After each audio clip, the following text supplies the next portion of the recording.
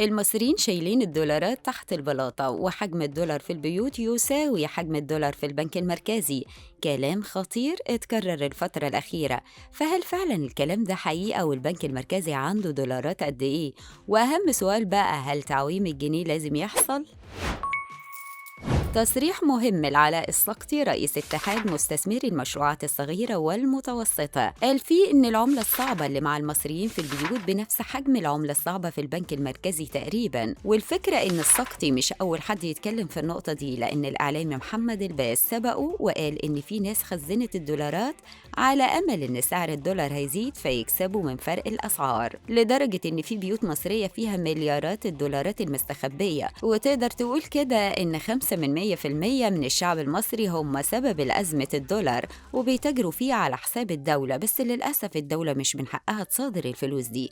عشان كده الحل الوحيد إن الناس ضميرها يصحى وتبيع الدولارات اللي معاها للبنوك، فتتوفر حصيلة دولارية ترفع من قيمة الجنيه. طيب هو إيه حجم الدولار في البنوك؟ حسب آخر الإحصائيات المعلنة عن البنك المركزي، صافي الاحتياطي النقد الأجنبي في مصر وصل إلى 34.5 مليار بنهاية شهر إبريل 2023. والسؤال بقى، إيه وضع الدولار دلوقتي في السوق؟ في البنك سعر الدولار عند مستوى 30 جنيه و95 قرش، إنما في السوق السوداء الوضع مختلف، لأن الأسعار طالعة نازلة وفي تذبذب خلال الأسابيع الأخيرة. وبعد ما كان سعر الدولار وصل في السوق السوداء إلى 40 و42 جنيه في بعض الأحيان، دلوقتي سعره بيتراوح ما بين 38 ل 39 جنيه حسب مسؤولين في شركات الصرافة لموقع مصراوي. يعني على أقل تقدير في حوالي 6 جنيه فرق ما بين سعر الدولار في البنك وسعر الدولار في السوق السوداء.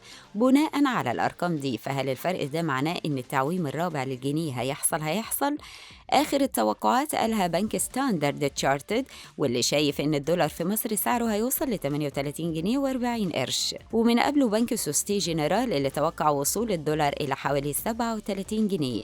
لكن مجموعة سيتي جروب استبعدت أي تخفيض حاد في قيمة الجنيه قبل نهاية يونيو، وشايف إن البنك المركزي هيستنى على قرار خفض الجنيه أو التعويم لغاية دخول عائدات السياحة بقيمة 14 مليار دولار في حركة السوق، وساعتها هيشوف هل إحنا محتاجين نغير سعر الدولار ولا لأ. والمفاجأة الكبيرة بقى لما تعرف إن بنك جولدمان ساكس شايف إن الجنيه في مصر متسعر بأقل من قيمته الحقيقية بحوالي 25%، وده معناه ببساطة إن سعر الدولار الموجود في مصر أعلى من قيمته الحقيقية.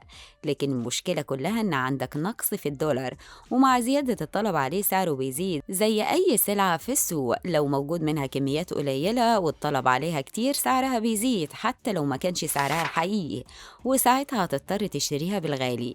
ودلوقتي بقى شاركنا برأيك في كلام الباز وغيره عن احتفاظ المصريين بالدولار في البيوت، وهل تتوقع إن هيبقى في تعويم قريب للجنيه؟